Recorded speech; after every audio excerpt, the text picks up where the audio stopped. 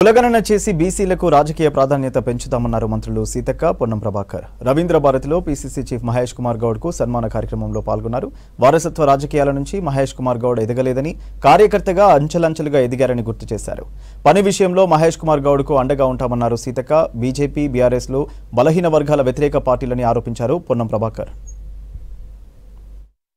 ప్రజల మధ్య ఉండేటువంటి హనుమంతన్న గారికి, వారి ఆధ్వర్యంలో మరి మన సోదరుడు అట్టడుగు వర్గాల నుంచి క్షేత్రస్థాయి కార్యకర్తగా ఎన్ఎస్ఏ నుంచి విద్యార్థి దశ నుంచి వివిధ సమస్యల మీద పోరాడుతూ ఈరోజు ఎమ్మెల్సీగా, కాంగ్రెస్ పార్టీ రాష్ట్ర అధ్యక్షుడిగా ఎదిగి మనందరి చేత ప్రశంసలు, అదేవిధంగా ఈనాటి సన్మాన గ్రహీత మహేష్ అన్న గారికి, పొన్నమన్న గారికి, ఆది శ్రీనివాసన్న గారికి, మరి వేదిక మీద ఉన్నటువంటి పెద్దలందరికీ, కేశవరావు అన్న గారికి, వేదిక మీద ఉన్నటువంటి సీనియర్ నాయకులకు, మన బీసీ సంఘాల పెద్దలు శ్రీనివాస్ గౌడ్ గారికి, కోదండ రెడ్డి గారికి, మా జిల్లా అధ్యక్షుడు సోదరుడు రోహన్ రెడ్డి గారికి, ఇక్కడ ఉన్నటువంటి వినోద్ అన్న గారికి, శంకరన్న గారికి, రాజ్ ఠాకూర్ గారికి, అందరికీ ఇక్కడ సభలో కూర్చున్నటువంటి మన ఎస్సీ, ఎస్టీ, బీసీ సోదరులకు అందరికీ కూడా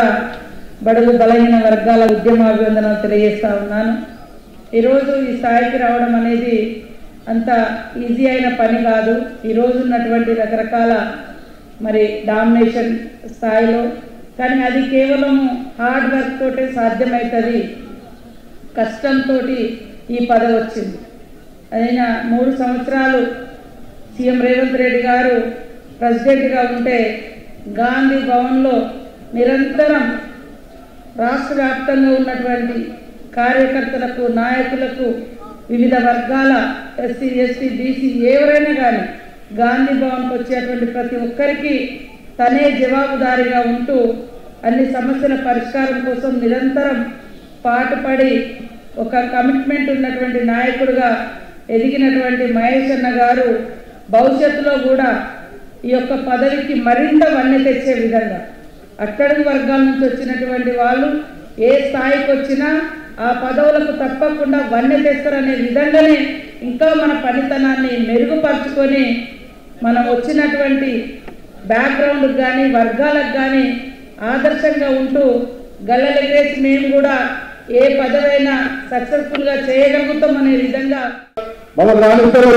అవును, రానిగారు రాని కృషి ఏమన్నా ఇంత కృషి రాజకీయం పోరాటం చేయాలి, గుంజుకోవాలి, అడుక్కోవాలి, కొట్టాడాలి. మన హక్కు కోసం మనం బాధ్యతగా మన వృత్తి ధర్మాలు మన ప్రొఫెషన్ ఉన్నామో ఆ ప్రొఫెషన్లో దాన్ని అచీవ్ చేయడానికి కష్టపడాల్సి వస్తుంది.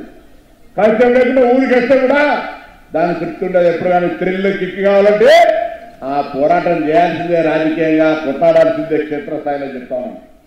ఇవాళ నేను తప్పకుండా ఒక పరిణామకాల మంత్రిగా మరొక్కసారి ఈ వేదిక మీద చెప్తారు. ఇవాళ మా నాయకుడు రాహుల్ గాంధీ గారు వారి దిశగా ఆబాది ఉత్తరా ఇచ్చేదారని స్పష్టంగా పార్లమెంటు సాక్షిగా భారతీయ జనతా పార్టీ కుల విభజనను, కుల జనగణకు సంబంధించినటువంటి అంశాన్ని సుప్రీంకోర్టు అఫిడవిట్లో వ్యతిరేకించినప్పటికీ కూడా ఇదే పార్లమెంటులో ఒకనాడు ఈ కుల జనగణనకు తీర్మానం చేద్దాం చూడని బల్లగుద్ది చెప్పినటువంటి నాయకుడిని, జాతి గురించి కూడా ప్రశ్నించేటువంటి దిగజారినటువంటి భారతీయ జనతా పార్టీ అసలు రూపు రంగు మనం ఇలా బలహీన వర్గాలను తెలుసుకోకపోతే రాబోయే తరానికి రాజ్యాంగాన్ని రద్దు చేయడంతో పాటుగా దళితులకు కావచ్చు, ఎస్సీ, ఎస్టీ, బీసీలకు కావచ్చు, అదొక వ్యాపార వర్గ పార్టీ, మన కొరకు ఏమి చేసేది లేదు అనే మాటని సందర్భంగా మనం చేస్తా ఉన్నాం.